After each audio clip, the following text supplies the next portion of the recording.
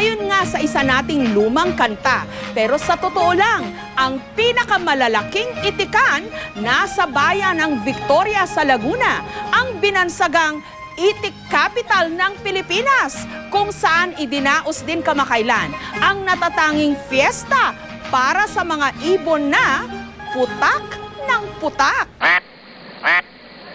Marami sa atin, buwisit na buwisit kapag nagigising dahil sa ingay.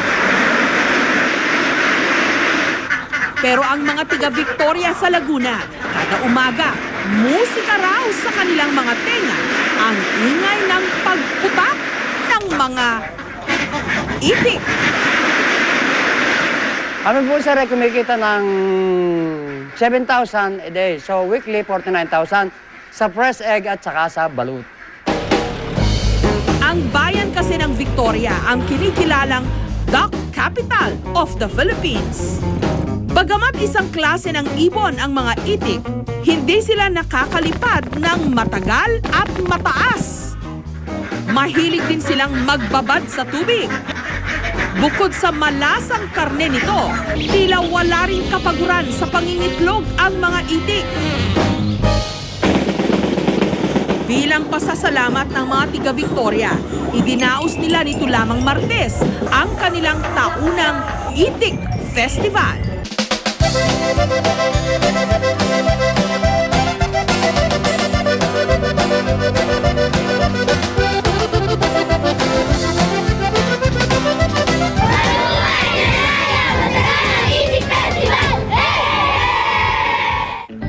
Dahil pahinga muna sa pangingitlog ang mga itik, isasabak naman sila sa ilang mga palaro. Katulad na lang ng karera ng mga itik. Ang defending champion sa paligsahang ito, si Duck King, ang alaga ni Ronnie. Seho o sisiw pa lang daw si Duck King, lagi na itong nakabuntot kay Ronnie.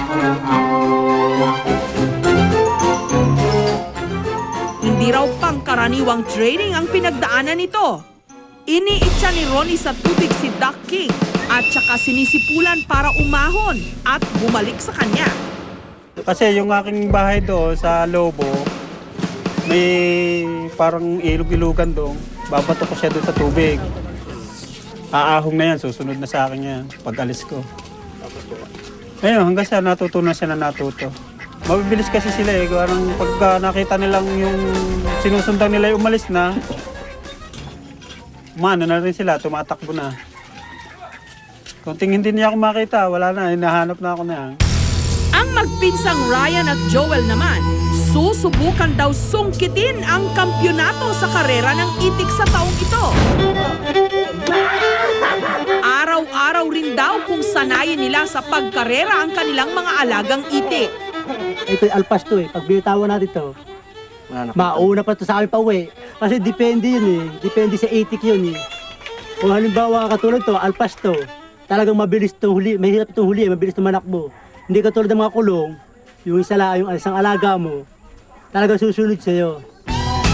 Pagdating ng araw ng karera, nagtagpo ang tatlo. Panalo na ito! Panalo! Sa halip na sa isang racetrack, sa entablado ginawa ang karera.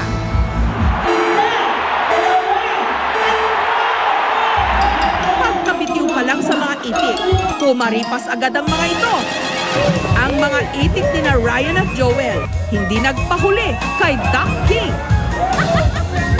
Ang itik ni Ryan ang idineklarang kampyon. Ang kanyang premyo, 300 pesos. Champion!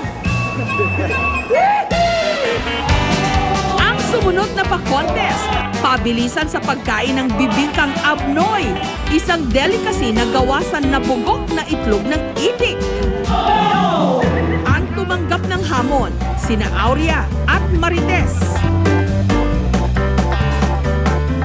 Dahil tila kapwa na nila na master ang pagtsibog ng bibingkang abnoy, idineklara silang Thai. Parang kumakain lang sa bahay. Parang nahuhukas. Parang pakiramdam ko pumapasok sa ilong. Talagang ang lasa niya. Iba talaga. Pero ang talagang inabangan ng lahat, ang pasarapan ng putahing itik. Ang ipatitikim ni Jonan, adobong itik sa sampalok at gata. Para maging malasa ang karne ng itik, pinakuluan muna ito ni Jonan sa sampalok at luya, kasama ang iba pang mga pampalasa. Nung lumambot na ang itik, Lalagay na po natin itlog. inihalo na ni Jonan ang banban o yung itlog ng itik na wala pang shell. Huling inihalo ang kakanggata. Ilang saglit pa, luto na. Ito po ang ating adobo sa sampalok. Masarap. Pinaghalong asim at tamis ng gata. Lasang-lasa siya. Yung adobong itik sa sampalok na may gata, yan ang amin talagang natutunan sa aming magulang nung nabubuhay nila noong. Talagang pinag-aralan ko yan. Ang pambatong putahe naman ng 70 anyos na si Lola Rosita na first time daw sasali sa contest na ito. Ngayon pa lang din daw niya susubukang lutuin ang savory duck. Una munang pinalambot ni Lola Rosita ang isang buong itik. Tinimplahan ng mga pampalasa. Malambot na ang ating itik at ready na po siyang iprito. Dahil kumapit na raw sa laman ng itik ang mga sangkap, lalo raw lulutang ang kakaibang flavor nito kapag iprinito. Kapag namula na raw ang balat ng itik, pwede nang lantakan.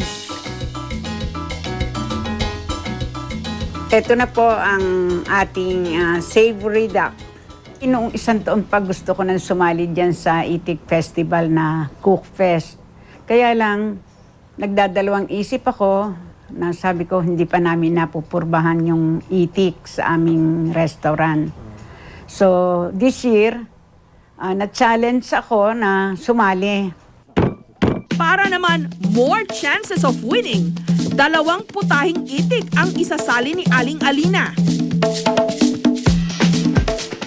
Ang hinimay na laman ng itik, iginisa kasama ng tokwa. Tinimplahan ng paminta, kalamansi at siling labuyo.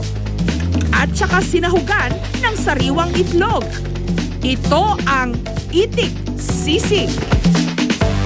Ang iba pang hinimay na laman, hinaluan ng harina at saka ibinilog sa buto ng pakpak at hita ng itik. Pinagulong sa breading at iprinito hanggang maging golden brown. Ito ang itik lollipop. Okay po, mas masarap po sa chicken. So, naisipan uli namin na i-entry para maiba. Kakaiba daw sa lahat eh. Kaya yung sisig at saka yung lollipop.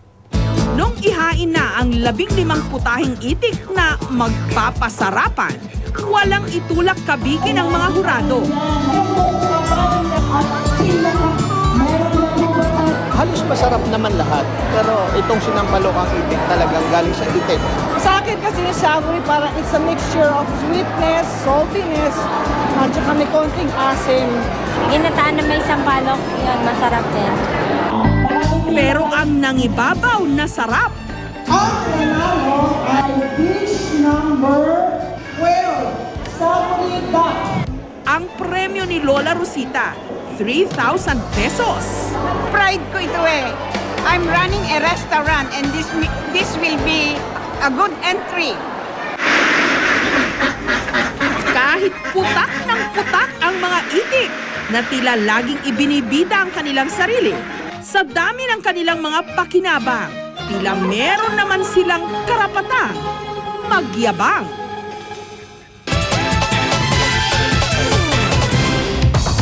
Susunod, para makatipid, gumamit ng sari-saring discounts.